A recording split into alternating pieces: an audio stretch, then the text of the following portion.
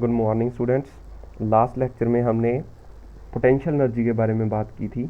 Potential energy, electrostatic potential energy, और इसका हमने फॉर्मूला लिखा था के Q1 Q2 अपॉन R। अगर हमारे पास दो चार्जेस हैं ऐसे, ये Q1 है और ये Q2 है और इन दोनों के बीच का डिस्टेंस R है, तो जो इस सिस्टम की एनर्जी होगी, इस सिस्टम को बनाने के लिए जो वर्क डन किया गया है, वही इस सिस्टम के पास in the form of energy stored है, and that energy is equal to this k Q1 Q2 upon R square. फिर मैंने आपको एक क्वेश्चन करवाया था कि अगर एक चार्ज फिक्स्ड है और दूसरे चार्ज को हम छोड़ दें, ऐसे Q1 चार्ज को हमने फिक्स कर दिया, ये फिक्स्ड चार्ज है और इसको इन्फिनिटी से छोड़ा गया, Q2 को हम इन्फिनिटी से छोड़ें तो कितने मिनिमम डिस्टेंस पे आके ये रुक जाएगा, ये हमने सॉल्व किया था क्वेश्चन। और देखिए मैंने आपको ये भी बताया था that potential energy at infinity is equal to zero. फिर मैंने आपको एक और चीज़ बताई थी that change in potential energy is equal to negative of work done. ये चीज़ आज हम इसी तरह का एक नया क्वेश्चन करने वाले हैं जिसमें ये वाला चार्ज है जो वो फ्री है। अब क्वेश्चन सुनिए ध्यान से। मान लीजिए कि हमारे पास यहाँ पे एक चार्ज है Q1 and this is free to move, और यहाँ पे इन्फिनिटी पे हमारे पास एक और चार्ज है Q2 एट इन्फिनिटी। तो हमने इस चार्ज को इधर छोड़ा कुछ वेलोसिटी देके, इनिशियल वेलोसिटी इसकी कुछ V0 दे देते हैं हम, इसको इनिशियल वेलोसिटी देके इधर मूव करवा दिया। तो आपको ये बताना है कि इनके बीच का मिनिमम डिस्टेंस क्या होगा। Find minimum distance between two, find minimum distance. Last question भी ऐसे ही किया था और ये क्वेश्चन भी ऐसे, उसमें ये चार्ज फिक्स था और इसमें ये चार्ज फ्री टू मूव है।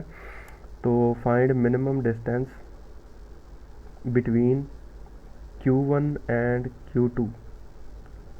फाइंड मिनिमम डिस्टेंस पॉसिबल लिख लेते हैं, पॉसिबल कितना डिस्टेंस, मिनिमम डिस्टेंस पॉसिबल है दोनों के बीच। अब देखिए लास्ट क्वेश्चन में ये कहानी कुछ और थी, यहाँ पे ये डिफरेंट है। जैसे ही ये वाला चार्ज इधर दौड़ना स्टार्ट करेगा, ये वाला चार्ज भी आगे दौड़ना स्टार्ट हो जाएगा, ठीक है। और ये दो इक्वल चार्जेस हैं, तो ये इस पे आगे की तरफ फोर्स लगाएगा और ये मूव भी आगे करेगा, तो इसकी एक्सेलरेशन और वेलोसिटी की डायरेक्शन है जो वो सेम है, तो इसकी स्पीड धीरे धीरे धीरे धीरे बढ़ती जाएगी। बट ये जो चार्ज है इस पे वेलोसिटी इधर है, बट ये वाला जो चार्ज है वो फोर्स लगाएगा इस पे पीछे की तरफ, तो इसकी जो वेलोसिटी है वो धीरे धीरे कम होती जाएगी। तो एक समय ऐसा आएगा जब इसकी और इसकी वेलोसिटी दोनों की बराबर हो जाएगी। जिस वक्त दोनों की वेलोसिटी बराबर होगी उस वक्त दोनों के बीच का डिस्टेंस मिनिमम होगा। उसके बाद इसकी वेलोसिटी और कम हो जाएगी और इसकी वेलोसिटी और बढ़ जाएगी और डिस्टेंस बढ़ जाएगा। समझ आया? वापस सुनिए। ये जो चार्ज है ये आगे की तरफ जाएगा तो इस पे फोर्स लगाएगा, किधर, इस डायरेक्शन में इस पे फोर्स लगाएगा, और इसकी वेलोसिटी भी आगे की तरफ होगी, फोर्स भी आगे की तरफ है, तो सॉरी इसकी एक्सेलरेशन भी आगे की तरफ है और इसकी वेलोसिटी भी आगे की तरफ है, तो इसकी वेलोसिटी बढ़ती जाएगी, ये तेज़ होता जाएगा। और क्योंकि ये जो है इस पे फोर्स पीछे की तरफ लगाएगा, ये वाला चार्ज अभी तो ये इन्फिनिटी पे है, और धीरे धीरे जब ये आगे आएगा तो इस पे फोर्स पीछे लगनी स्टार्ट हो जाएगी, ये फोर्स लग रही है इस पे और इसकी वेलोसिटी आगे की तरफ है, तो इसकी वेलोसिटी कम होते होते होते होते ज़ीरो हो जाएगी एक जगह पे आके। तो ये इसको पकड़ नहीं सकता कभी, क्योंकि ये स्लो हो रहा है और ये तेज़ हो रहा है, बट इनके बीच की कोई मिनिमम दूरी रह सकती है, वो मिनिमम डिस्टेंस, वो मिनिमम दूरी ही हमें पता करनी है। तो इनके बीच की मिनिमम दूरी तब आएगी जब इन दोनों की वेलोसिटी इक्वल हो जाएगी, क्योंकि इसकी बढ़ रही है। मान लीजिए ये 0 से स्टार्ट हो रहा है, मान लीजिए इसकी 100 है, तो चलते चलते इसकी कहीं 50 हो जाएगी और इसकी कम होते होते 50 हो जाएगी। जब ये दोनों सेम वेलोसिटी पे होंगे तो इनके बीच की जो दूरी होगी वो मिनिमम होगी। उसके बाद इसकी वेलोसिटी और कम हो जाए, इसकी वेलोसिटी और बढ़ जाएगी और इसकी वेलोसिटी कम हो जाएगी, तो फिर इनके बीच का डिस्टेंस बढ़ना स्टार्ट हो जाएगा। तो हमें ये चीज़ पता करनी है कि इनकी वेलोसिटी कब इक्वल होगी, तब इनके बीच का डिस्टेंस मिनिमम होगा। तो इसको सॉल्व करने के लिए हमें दो इक्वेशंस लिखनी पड़ेंगी, क्योंकि दो अननोन वेरिएबल्स हैं, एक तो ये और एक आर मिनिमम, दो अननोन वेरिएबल्स हैं। तो पहली हम एनर्जी इक्वेशन लिखते हैं, एनर्जी कंजर्वेशन इक्वेशन। मान लीजिए ये पार्टिकल Q2 यहाँ पे पहुँच गया और इनके बीच का ये जो डिस्टेंस है r मिनिमम है, तब इन दोनों की वेलोसिटी बराबर है, ठीक है। और यहाँ पे इसकी वेलोसिटी को मैं v लिख लेता हूँ और इस वक्त इसकी वेलोसिटी भी v होगी। तो energy equation initial velocity total system की initial energy, potential energy 0, kinetic energy half, इसका मास और इसका मास m ही मान लेते हैं, दोनों का मास m है, इसका भी मास m है। तो इनकी इनिशियल एनर्जी है 0 प्लस हाफ mv0 स्क्वायर और फाइनल एनर्जी हो जाएगी, दोनों के पास काइनेटिक एनर्जी आ जाएगी तो हाफ इंटू mv स्क्वायर, ये एक की काइनेटिक एनर्जी, इसको 2 से मल्टीप्लाई करेंगे, प्लस दोनों के बीच की कुछ पोटेंशियल एनर्जी होगी, वो होगी k Q1 Q2 upon r minimum. ये आ गया, एक इक्वेशन आ गई। इसमें ये भी अननोन वेरिएबल है और ये भी, इसीलिए दो अननोन वेरिएबल्स के लिए दो इक्वेशन चाहिए। दूसरी इक्वेशन कहाँ से आएगी? दूसरी इक्वेशन को हम लिखेंगे, ये जो पूरा सिस्टम है इस पे बाहर से कोई फोर्स नहीं एक्ट कर रही। जब बाहर से पूरी कोई फोर्स ना एक्ट करे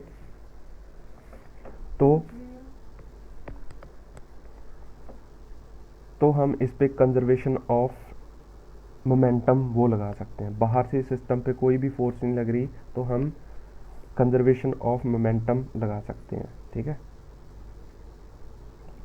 conservation of momentum, conservation of momentum equation. तो मतलब इनकी इनिशियल मोमेंटम क्या थी? इनिशियल मोमेंटम थी, क्योंकि ये सिर्फ चल रहा था, ये रुका हुआ था, तो mv0 प्लस 0, क्योंकि ये तो रुका हुआ था इनिशियली। बाद में इनकी मोमेंटम क्या आ जाएगी? दोनों एक ही वेलोसिटी से चल रहे हैं तो mv प्लस mv, तो मतलब मेरे पास आएगा mm मर जाएगा, तो मैं इसको लिख दूंगा v0 is equal to 2v। अब यहाँ पे मैं वो इक्वेशन यहाँ पे पुट कर दूंगा, v में v0 की तरह वैल्यू पुट करके आंसर आ जाएगा। तो मतलब ये इक्वेशन नंबर 2 होगी मेरे पास।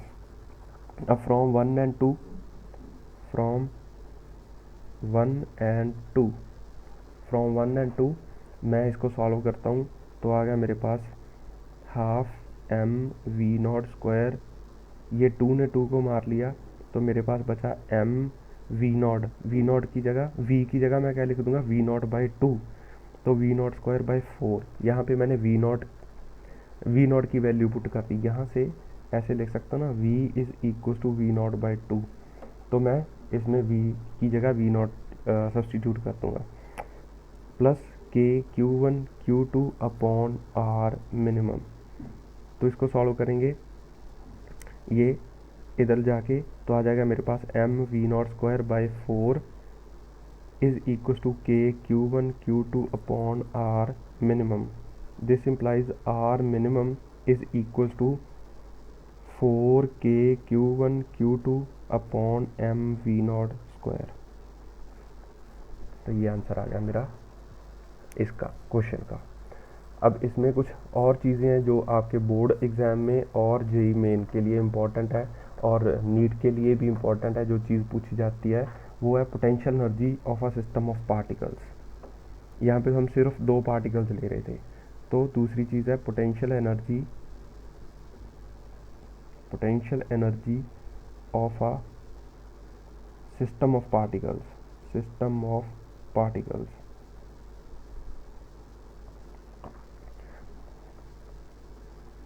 तो जैसे मान लीजिए पहले हमारे पास कोई स्पेस है, ठीक है, वहाँ पे कोई चार्ज नहीं है, तो मैं किसी एक चार्ज को लेके आता हूँ, यहाँ पे Q1 चार्ज को मैंने ऐसे रख दिया। तो इसको लेके आने के लिए मुझे कोई वर्क डन नहीं करना पड़ा, क्योंकि इसको अपोज करने वाला कोई नहीं है। ग्रेविटी को हम नहीं कंसिडर कर रहे, ठीक है, नो ग्रेविटी, यहाँ पे कोई ग्रेविटेशनल फोर्स नहीं लग रहा। सिंपल Q1 को ला के रखा, कोई वर्क डन नहीं करना पड़ा, क्योंकि इसको अपोज या अट्रैक्ट करने वाला कोई नहीं था। अब मान लीजिए मैं यहाँ से किसी पर्टिकुलर दूरी r पे किसी चार्ज Q2 को लेके आता हूँ इन्फिनिटी से, और मैंने यहाँ पे Q2 चार्ज को रख दिया। तो जो Q2 चार्ज को मैंने ला के रखा, जो वर्क डन करा मैंने इसको लेके आने में, वही तो मेरी एनर्जी स्टोर होगी इसमें सिस्टम में। तो जो वर्क डन करा, work done by external force, इसको लेके आने में वो कितना होगा? जब मैं इसको इन्फिनिटी से लेके आऊँगा, यहाँ पे इन्फिनिटी से ऐसे लेके आऊँगा, तो जो वर्क डन किया वो किया minus F external dot D x, इसको इंटीग्रेट करेंगे। ये नेगेटिव इसलिए क्योंकि इस पे फोर्स है जो वो ऑपोजिट डायरेक्शन में लगेगी। अब मान लीजिए मैं ऐसे स्ट्रेट लाइन ले लेते हैं, या आप ऐसे समझ सकते हो कि जब मैं इसको नज़दीक लेके आऊँगा तो इस पर फोर्स बाहर की तरफ लगेगी और इसकी डिस्प्लेसमेंट है जो अंदर की तरफ हो रही, इसलिए नेगेटिव आ गया। तो मेरे को कहाँ से कहाँ तक लेके आना है, इसको इन्फिनिटी से लेके और आर पे ला के रखना है मेरे को। तो इसको इंटीग्रेट करेंगे और एफ एक्सटर्नल कितनी होती है, के Q1 Q2 upon x square, ये किसी भी डिस्टेंस पे इतनी फोर्स लग रही हो इस पर, इंटू डी एक्स। और इसको हम सॉल्व करेंगे इन्फिनिटी से, आर नेगेटिव लगा हुआ है, तो मेरे पास जो आंसर आएगा वो आ जाएगा के Q1 Q2 अपॉन आर। तो ये पूरे सिस्टम की एनर्जी हो जाएगी। इस पूरे सिस्टम की एनर्जी है जो, अब जब मैंने सिस्टम फॉर्म कर लिया तो सिस्टम फॉर्म करने के बाद जो इस सिस्टम की एनर्जी है वो ये एनर्जी हो जाएगी। पहले ये ला के रखा तो कोई वर्क डन नहीं करना पड़ा, कोई एनर्जी नहीं है सिस्टम की। जब मैं इन्फिनिटी से दूसरे चार्ज को लेके इसके नज़दीक ला के रखा आर में, तो मुझे ये वर्क डन करना पड़ा के Q1 Q2 अपॉन आर। तो जो एनर्जी है सिस्टम की वो आ जाएगी मेरे पास, energy of the system that is potential energy of the system, potential energy of the system is k Q1 Q2 upon R. और डेल्टा यू है जो, that is equal to work done by external force, इसके बराबर है, that is equal to minus work done by electrostatic force. जो external force है उसने जितना वर्क डन किया माइनस टाइम्स इलेक्ट्रोस्टैटिक फोर्स। और देखिए मान लीजिए मेरे को जो क्वेश्चन सही में आता है आपके लिए वो ये होता है, ऐसे क्वेश्चन आते हैं, ये सब जगह क्वेश्चन दिखते हैं। Find energy of the system, energy of a system. हमारे पास एक सिस्टम है, उसकी एनर्जी फाइंड करनी है। सिस्टम कैसा है कि हमारे पास ऐसे एक इक्विलेटरल ट्राइंगल है, ये साइड ए, यहाँ पे चार्ज है, मान लीजिए मेरे पास Q1, ये Q2 और ये Q3। तो ये सिस्टम बनाने के लिए या जो वर्क डन करना पड़ा वो निकालना है, यहाँ इस सिस्टम की एनर्जी क्या है हमें वो फाइंड करनी है। तो इस पूरे सिस्टम की एनर्जी क्या है हम लिखते हैं। पहले मान लीजिए मैं Q1 चार्ज को लेके आया, कोई नहीं था, सिर्फ Q1 चार्ज को लेके आया तो ज़ीरो वर्क डन करना पड़ा।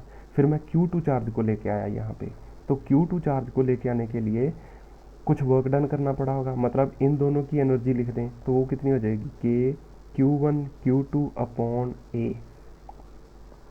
अब मान लीजिए अब मैं ये दोनों चार्जेस प्रेजेंट हैं और इनकी प्रेजेंस में मैं कहीं इन्फिनिटी से Q3 को लेके आता हूँ। तो जब मैं Q3 को लेके आऊँगा तो ये भी Q1 भी इसको अपोज करेगा और Q2 भी इसको अपोज करेगा, तो दोनों की वजह से जो वर्क डन हुआ वो लिखना पड़ेगा। तो पहले Q1 के साथ इसकी इंट्रैक्शन लिखते हैं और Q1 की वजह से जो मेरे को वर्क डन करना पड़ा वो इसमें स्टोर रहेगा इन द फॉर्म ऑफ एनर्जी। यहाँ दूसरे शब्दों में कह सकते हैं कि Q1 और Q3 की जो एनर्जी है वो कितनी होगी, के Q1 Q3 अपॉन ए प्लस, अब ये Q2 की प्रेजेंस में भी तो आया है तो Q2 ने भी कुछ काम किया होगा, मतलब Q2 की वजह से भी कुछ काम करना पड़ेगा क्योंकि ये अपोज करेगा, तो वो कितना आ जाएगा, के Q1 Q2 अपॉन ए। तो ये मेरे पास टोटल वर्क डन आ जाएगा, इस मतलब एनर्जी आ जाएगी पूरे सिस्टम की, के Q1 Q2 अपॉन ए प्लस के Q1 Q3 अपॉन ए प्लस के Q1 Q2 अपॉन ए। ये मेरे पास total energy of the system आ गया। ऐसे क्वेश्चन पूछे जाते हैं। एक और क्वेश्चन करते हैं प्रैक्टिस के लिए, आप अपनी स्क्रीन पॉज करके इसको सॉल्व करने की कोशिश करो और बाद में इसका सोल्यूशन देखना। ये ऐसे मान लीजिए मेरे पास ऐसे सिस्टम बना हुआ है, हर एक चार्ज Q है और सारी साइड्स ए है। तो आपको सिस्टम की एनर्जी फाइंड करनी है। तो सिस्टम की एनर्जी फाइंड करने के लिए आप स्क्रीन पॉज करके इसको सॉल्व कीजिए, बाद में अपना आंसर चेक करना। अब इसका सोल्यूशन देखो, हमें system of the energy of the system find करनी है। पहले Q को लेके आए तो कोई वर्क डन नहीं करना पड़ा, प्लस फिर मैं इस Q को लेके आया दूसरे को, तो मेरे पास जो वर्क डन करना पड़ा वो करना पड़ा के Q स्क्वायर अपॉन ए। सिर्फ इसको लेके आया, ये दो नहीं है अभी प्रेजेंट नहीं है, ये तो बाद में लेके आए। बाद में मान लीजिए मैं इस चार्ज को लेके आया, तो इस चार्ज को लेके आने के लिए एक तो इन दोनों की इंट्रैक्शन होगी, वर्क डन इनकी एनर्जी हो जाएगी, एक इन दोनों की एनर्जी हो जाएगी। तो वो कितना आ जाएगा, इन दोनों की वजह से जो एनर्जी आई वो आई KQ² प्लस ये वाला डिस्टेंस कितना आ जाएगा, क्योंकि ये स्क्वायर है तो ये √2a। तो इन दोनों की अगर मैं एनर्जी लिखता हूँ तो आ गया KQ² √2a प्लस, अब मैं चौथा चार्ज लेके आऊँगा तो चौथा चार्ज की जो एनर्जी होगी वो इसकी वजह से, इसकी वजह से, इसकी वजह से 3 टर्म्स आ जाएंगी। तो पहले मैं इन दोनों की वजह से लिख लेता हूँ। इसकी वजह से आ जाएगी KQ²A, इसकी वजह से आ जाएगी KQ²A प्लस इसकी वजह से कितनी आ जाएगी, इसकी वजह से जो एनर्जी आ जाएगी वो √2a डिस्टेंस पे रखा है इससे, तो आ जाएगी KQ² √2a। तो मतलब जो टोटल एनर्जी हो जाएगी मेरी वो हो जाएगी 4 times KQ² plus 2 times KQ² √2a। तो यहाँ से मैं 2 KQ² कॉमन ले लेता हूँ। तो मेरे पास जो आंसर आया वो आया 2 प्लस 1/√2। ये मेरे पास आंसर आ जाएगा इसका। और देखिए, अब अगर मान लीजिए आपको बोला जाए कि हमारे पास एक बहुत कॉम्प्लेक्स सिस्टम है, जैसे मान लीजिए क्यूबॉइड है या क्यूब है, मान लीजिए ये क्यूब है। अब यहाँ तक तो ये CBSE का पार्ट है। ये जो पार्ट है जो मैं आपको दिखा रहा हूँ, ये कंपटीशन में पूछा जाता है ऐसे। मान लीजिए कि हमारे पास एक क्यूब है, क्यूब, और इसकी हर एक साइड A है, क्यूब साइड A। तो हर एक पॉइंट पे, हर एक इसके वर्टेक्स पे एक चार्ज Q रखा हुआ है, ऐसे Q और Q ऐसे चार्ज रखे हुए हैं। तो आपको इसकी एनर्जी फाइंड करनी है। अगर आप इस मेथड से करोगे ना तो पागल हो जाओगे इसको करते करते। तो इसको करने के लिए हमारे पास एक स्पेशल मेथड होता है, उसको हम सीखते हैं, फिर हम इसकी एनर्जी लिखेंगे, ठीक है। तो पहले वो मेथड सीखते हैं, दैट इज़ शॉर्टकट। वो कंपटीशन के लिए शॉर्टकट। शॉर्टकट कैसे सीखते हैं, कैसे लिखते हैं, मान लीजिए, देखिए, मान लीजिए कि हमारे पास ऐसे एक ट्राइंगल है। पहले ट्राइंगल से समझ लेते हैं, बाद में इस पर अप्लाई कर लेंगे। तो एक ट्राइंगल है जिस पे मान लीजिए Q1, Q2 और Q3 3 चार्जेस रखे हुए हैं ऐसे, और हमें इसकी एनर्जी पता करनी है, ठीक है। तो जो इसकी एनर्जी है वो टोटल एनर्जी मैं लिख सकता हूँ, potential energy of 2 due to 1 plus potential energy of 3 due to 2 plus potential energy of 3 due to 1। सबकी इंटरेक्शन एक दूसरे के साथ होगी। मतलब दो की, अगर मेरे को पूरे सिस्टम की एनर्जी लिखनी है तो हम हर एक पार्टिकल की बाकी 2 पार्टिकल की वजह से एनर्जी लिखते हैं। तो जो 2 है उसकी एनर्जी 3 की वजह से और 1 की वजह से अगर मैं लिख दूं तो पूरे सिस्टम की एनर्जी आ जाएगी, ठीक है। तो हमने ये पूरे सिस्टम की एनर्जी लिख दी कि भाई 2 की एनर्जी 1 की वजह से और 2 की एनर्जी 3 की वजह से, दोनों की वजह से लिख दी। अब 3 की एनर्जी 1 की वजह से और 2 की वजह से, ये दोनों भी लिख दी, ठीक है। बार बार तो नहीं लिखेंगे हम, तो एक इंटरेक्शन को एक बार ही लिखते हैं, ठीक है। तो ये आ गया मेरे पास। अच्छा, इसको अगर मैं 2 से मल्टीप्लाई 2 से डिवाइड कर दूं तो ये मेरे पास आ जाएगा ऐसे 32 प्लस U31 ऐसे आ जाएगा। अब देखिए 1/2 मैं अंदर ले जाता हूँ, बाहर रखता हूँ और 2 को अंदर मल्टीप्लाई कर देता हूँ। अब मैं इसको ऐसे लिख सकता हूँ, पोटेंशियल एनर्जी, क्योंकि 2 से मल्टीप्लाई हो गया ना, ऐसे लिख लेता हूँ मैं, एक स्टेप और लिख लेते हैं, 2 टाइम्स 32 प्लस 2 टाइम्स U31, तो 1/2। तो ये एनर्जी ऑफ 2 ड्यू टू 1, इसको मैं कैसे लिख सकता हूँ, ऐसे लिख सकता हूँ, energy of 2 due to 1 plus energy of 1 due to 2। ये तो सेम ही बात है ना।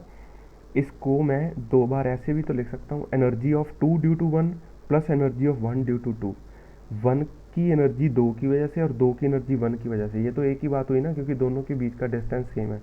तो मैंने इसको 2 से मल्टीप्लाई करके 2 1 2 बार लिख लिया, और 2 1 को मैंने एक बार 1 2 लिख लिया, तो ये तो सेम ही बात हुई। ऐसे ही U32 plus U23 plus U31 plus U13, ऐसे मैंने सबको 2 बार लिख लिया। अब देखिए, अगर आप इसको ध्यान से देखेंगे तो जो 2 की एनर्जी है टोटल, ठीक है, उसको हम लिखते हैं 2 की एनर्जी 1 की वजह से और 2 की एनर्जी 3 की वजह से, ये टोटल एनर्जी ऑफ 2 होगी, ये U2 की एनर्जी आ गई।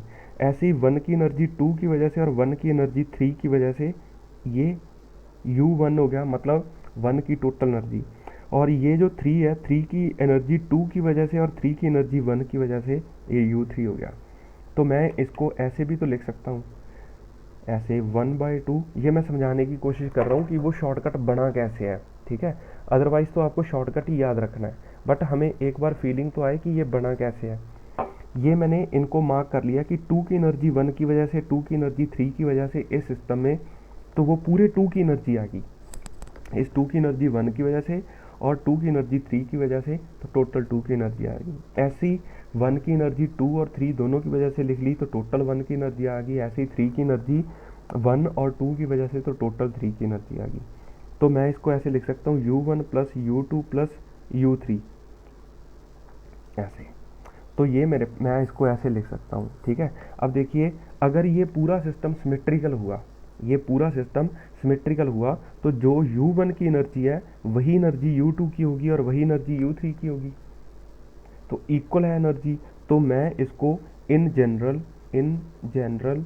एक जनरल फार्मूला लिखते हैं। तो जनरल फार्मूले में मेरे पास आ जाएगा U is equal to half into U1 plus U2 plus U3 and so on. ये फॉर सिमेट्रिकल सिस्टम है, सिर्फ फॉर सिमेट्रिकल सिस्टम। तो मतलब मैं इसको ऐसे लिख सकता हूँ, समेशन U डिवाइडेड बाय 2। तो यहाँ पे मतलब एक पार्टिकल की मैं एनर्जी लिख दूंगा सब की वजह से और उसको 2 से डिवाइड कर दूंगा और इसको मल्टीप्लाई कर लेंगे। जैसे इस केस में U1 की जो एनर्जी है, मान लीजिए U1 एनर्जी है, इसकी एनर्जी बाकी 2 की वजह से प्लस इसकी एनर्जी बाकी 2 की वजह से और इसकी एनर्जी बाकी 2 की वजह से, वो तो सब इक्वल है ना। तो ये सिमेट्रिकल सिस्टम हो गया, तो इसको हम ऐसे लिख सकते हैं। तो मतलब इस केस में इन ट्राइंगल और जनरली हम ऐसे लिखते हैं NUI/2। ये फॉर्मूला है जो आपको याद रहना चाहिए, ये कंपटीशन के लिए यूज़ किया जाता है। इन ट्राइंगल n क्या है, मतलब n is number of charges, 3 n is number of charges, तो n है 3 और UI मतलब एक की एनर्जी लिख लेते हैं, U1 की लिख लेते हैं। तो 1 की एनर्जी इसमें देखिए, इसकी एनर्जी इसकी वजह से और इसकी एनर्जी इसकी वजह से, दोनों लिख लेते हैं।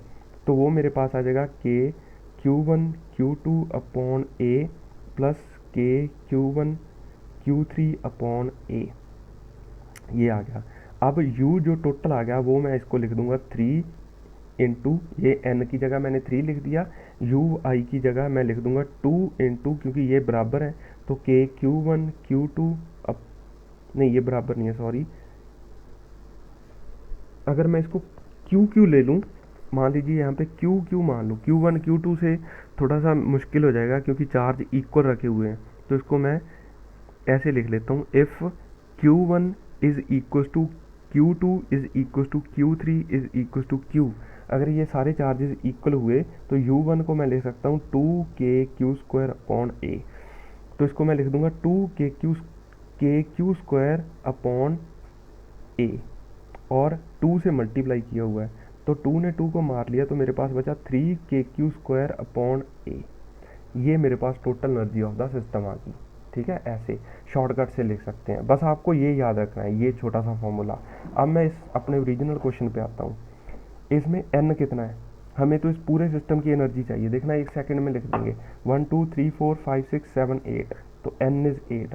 अब किसी एक की एनर्जी सबकी वजह से लिख लीजिए, तो मैं U1 की एनर्जी लिख लेता हूँ, ये इसकी एनर्जी इसकी वजह से और इसकी एनर्जी इसकी वजह से, इसकी एनर्जी इसकी वजह से, तीनों ए डिस्टेंस पे हैं, तो 3KQ² अपॉन A आ गया।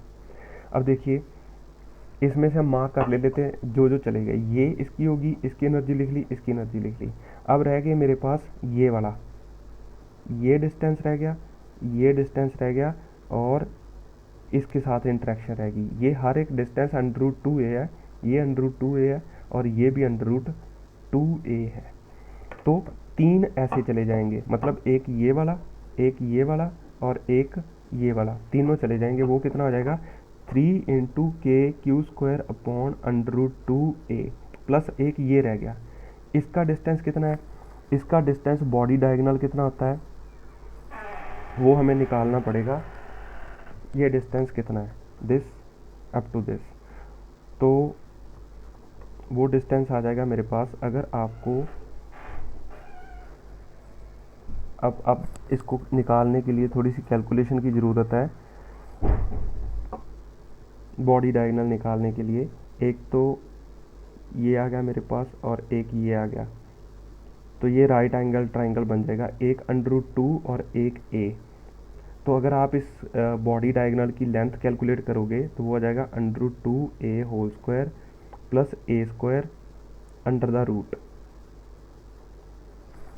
तो बॉडी डायगोनल की लेंथ कितनी आएगी, बॉडी डायगोनल की लेंथ आ जाएगी मेरे पास √2a और वो हाइपोटेन्यूज, तो ये आ जाएगा 4 + 5 √5a, शायद इतना ही आएगा √5a।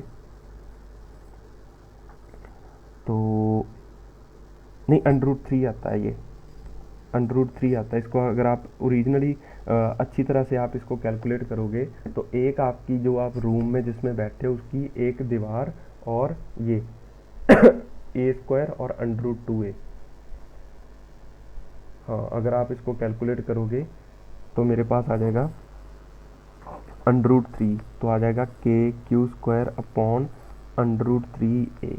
और इसको सबको अगर आप कैलकुलेट करोगे तो मेरे पास जो एनर्जी आ जाएगी टोटल वो आ जाएगी, होता है NUI/2, n है मेरे पास 8/2 × ये सब कुछ लिख लेंगे, तो मेरे पास आ गया 3kq² plus 3kq² √2a plus kq² √3a। तो ये ऐसे हम पूरे सिस्टम की एनर्जी लिख सकते हैं। बोर्ड्स में तो सिर्फ सिंपल ऐसे पूछे जाते हैं,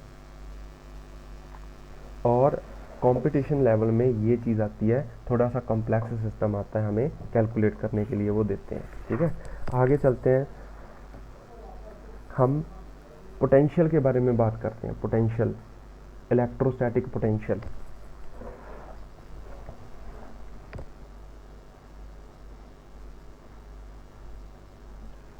इलेक्ट्रोस्टैटिक पोटेंशियल,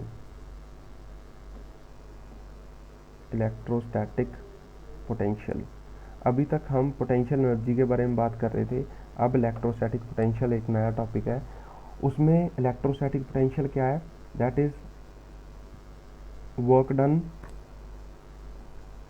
या इसको ऐसे लिखते हैं potential energy per unit charge, potential energy per unit charge, और इसके यूनिट है इसके volt, that is work done पर unit charge, that is joule पर कूलम। तो वोल्ट क्या होता है, जूल पर कूलम। ठीक है, तो ये वर्क डन पर यूनिट चार्ज ऐसे आता है, जूल पर कूलम। अब देखिए क्या मतलब, फिजिकल मीनिंग देखिए इसका क्या है। मान लीजिए मेरे पास यहाँ पे Q1 चार्ज और यहाँ पे Q2 चार्ज पड़ा है, और इनके बीच का डिस्टेंस r है। तो आपको पता है इसकी पोटेंशियल एनर्जी आप लिख सकते हो KQ1 Q2/r। If Q2 is replaced by unit positive charge, तो मेरे पास जो आ गया वो आ गया ऐसे r डिस्टेंस है, यहाँ पे Q1 है और यहाँ पे 1 यूनिट चार्ज है। तो इसकी जो एनर्जी आ जाएगी वो क्या आ जाएगी, वो एनर्जी आ जाएगी मेरे पास U आ जाएगी KQ1/r × 1 तो हम लिखते नहीं है, तो ये आ गया मेरे पास। तो हमने क्या किया, अगर आप ध्यान से देखोगे तो इस एनर्जी को अगर मैं ऐसी U डिवाइडेड बाई Q2 कर दूँ तो मेरे पास आ जाएगा KQ1/R। इसी को तो हम पोटेंशियल बोलते हैं, ठीक है।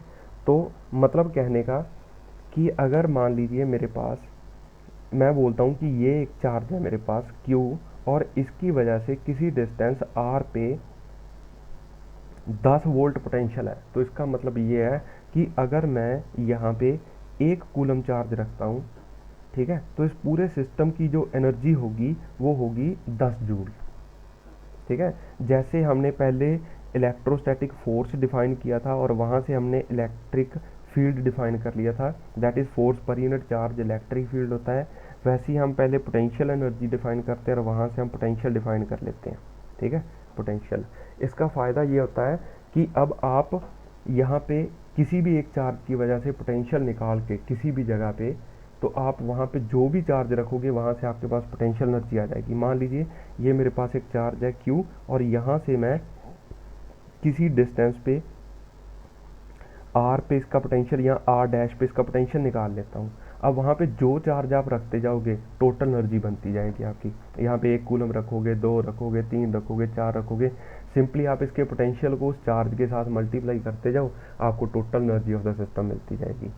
तो ये पोटेंशियल इलेक्ट्रोस्टैटिक पोटेंशियल का कॉन्सेप्ट है, that is potential energy per unit charge, ठीक है। मतलब कहने का कि जो हम पोटेंशियल एनर्जी ऐसे पूरे सिस्टम की फाइंड करते हैं, उसमें यहाँ पे इस चार्ज को 1 से रिप्लेस कर देते हैं। 1 से रिप्लेस करने का मतलब है कि अगर मैं इसको Q2 से डिवाइड कर दूँ तो Q2 कट जाएगा, तो आंसर 1 आ जाएगा दोनों का। तो वही चीज़ इसको डिफाइन करते हैं ऐसे, V is equal to U/Q2।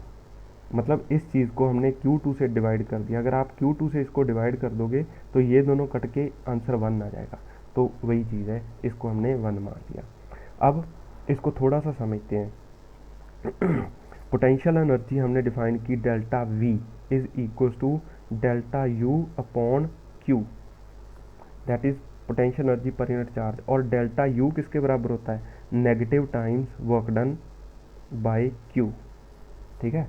तो ये मेरे पास आ गया, इसको हम ऐसे भी लिख सकते हैं, इसको 2 तरीके से लिख सकते हैं, dV is equal to du/Q, एक तो ये, और एक लिख सकते हैं delta V is equal to minus work done by Q, ऐसे भी लिख सकते हैं, ठीक है। अब आपको क्वेश्चन है, मान लीजिए फाइंड, ये बहुत ध्यान से करने वाले क्वेश्चन होते हैं, इसमें नेगेटिव वगैरह का ध्यान रखना पड़ता है, ये आपको पूछा जा सकता है आपके बोर्ड एग्जाम्स में। Find work done in moving 2 coulomb charge from A to B। आपको A से B तक एक चार्ज लेके जाना है, तो आपको कितना वर्क डन करना पड़ेगा, ठीक है। तो मान लीजिए मेरे पास ये A है और ये मान लीजिए B है, ठीक है, और यहाँ पे 10 वोल्ट है पोटेंशियल और यहाँ पे है 5 वोल्ट पोटेंशियल। तो कितना वर्क डन करना पड़ेगा? हमें पता है delta V is equal to minus times work done upon Q, और ये नेगेटिव 2 कूलम चार्ज है, सॉरी ये -2 कूलम चार्ज है।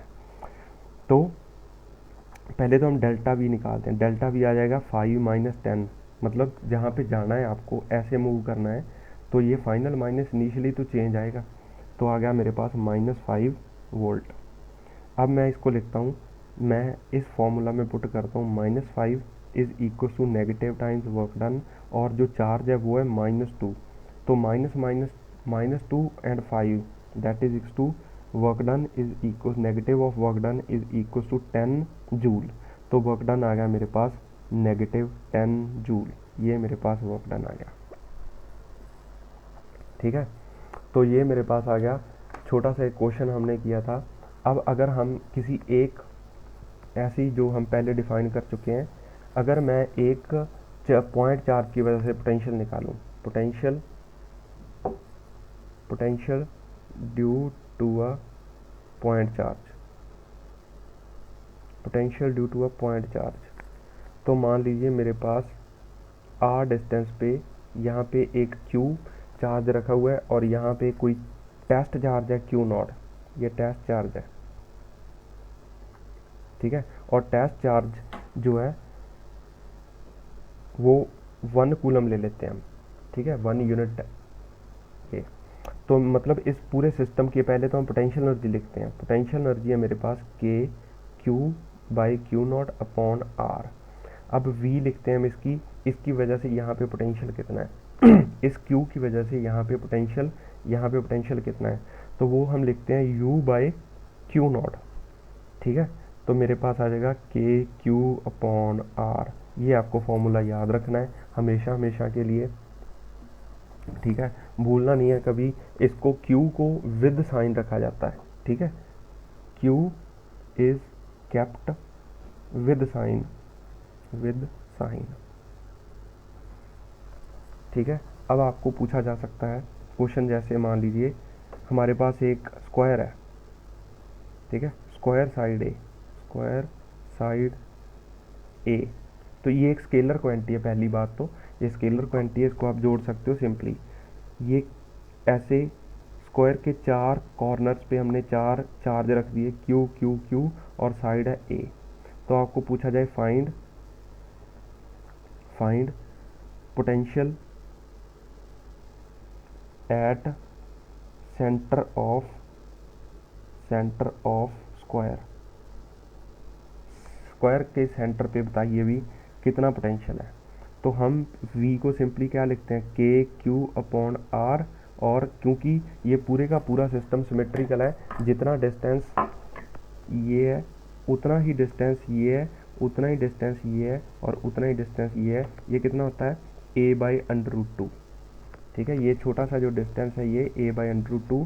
तो मैं इसको सिंपली कैसे लिखूँगा, इसको 4 से मल्टीप्लाई कर देता हूँ। 4 into K Q upon a by under root 2। ठीक है, तो मेरे पास आ जाएगा 4 अंडर रूट 2 के क्यू अपॉन a। ये मेरे पास इस सिस्टम का पोटेंशियल आ जाएगा at the centre of a square.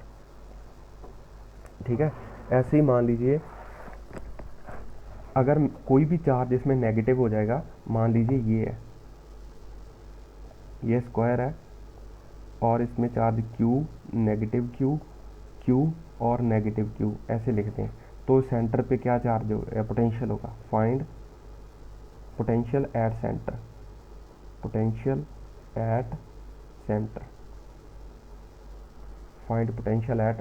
आपको सेंटर पे इसके पोटेंशियल बताना है। तो वो कितना आ जाएगा, वो आ जाएगा मेरे पास v is equal to k q, इसकी वजह से लिख रहा हूँ a by under root 2 plus इसकी वजह से minus k q upon a by under root 2 plus तीसरे की वजह से k q upon a by under root 2 minus k q upon a by under root 2। तो देखिए ये पूरा ज़ीरो आ जाएगा। तो इसका पोटेंशियल सेंटर पे कितना है, ज़ीरो यहाँ पे। ऐसे ही मान लीजिए एक क्वेश्चन और करते हैं हम। जैसे मान लो कि हमारे पास ये यहाँ पे चार्ज Q है और यहाँ पे भी चार्ज Q रखा हुआ है, और दोनों के बीच का जो डिस्टेंस है वो है 6 मीटर। और ये पॉइंट है जो A है, और यहाँ से कुछ दूरी पे पॉइंट है 4 मीटर ऊपर जाके B। ठीक है, और ये हमें गिवन है दिस इज 3 मीटर। तो आपको क्वेश्चन है find work done in moving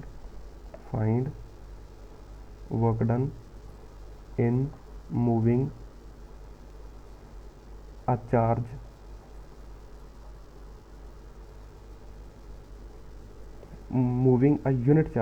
unit charge from A to B पे लेके जाने के लिए कितना वर्क डन करना पड़ेगा।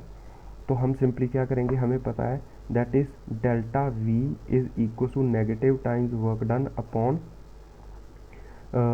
Q। ठीक है, और Q है मेरे पास 1, मतलब यही चार्ज लेके जाना है ना हमें, तो ये 1 आ गया। तो पहले हम यहाँ का पोटेंशियल पता कर लेते हैं, फिर वहाँ का पोटेंशियल पता कर लेते हैं।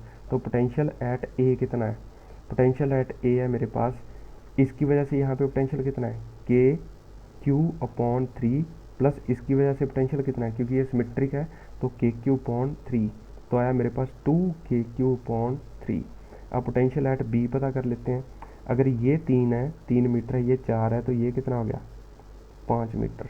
तो V एट B कितना आ जाएगा के क्यू अपॉन 5, इसकी वजह से यहाँ पे पोटेंशियल आ गया के क्यू अपॉन 5, इसकी वजह से कितना आ जाएगा प्लस के क्यू अपॉन 5। तो आ गया मेरे पास 2KQ/5। तो जो डेल्टा वी आया मेरे पास, वो आया मेरे पास VB माइनस VA। तो वो है मेरे पास 2KQ/5 माइनस 2KQ/3। तो इसको अगर आप इसका एलसीएम लोगे तो 15 आ जाएगा। तो ये आ गया 6KQ माइनस 10KQ। तो वो कितना आ गया मेरे पास -4KQ/15। अब ये मेरे पास डेल्टा वी होता है, जो वो होता है negative work done divided by Q not. Q is equal to 1। ये आ गया मेरे पास। तो work done is equal to negative of delta V. तो वो है negative of negative KQ/15 that is equal to 4KQ/15। तो ये मेरे पास इसका आंसर आ गया। अब और एक दो छोटी छोटी चीज़ें हैं, वो भी निपटा ही देते हैं।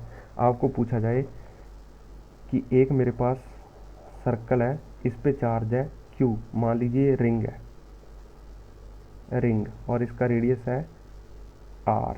तो आपको सेंटर पे इसके पोटेंशियल पूछा जाए, इसको कैपिटल Q कर लेते हैं।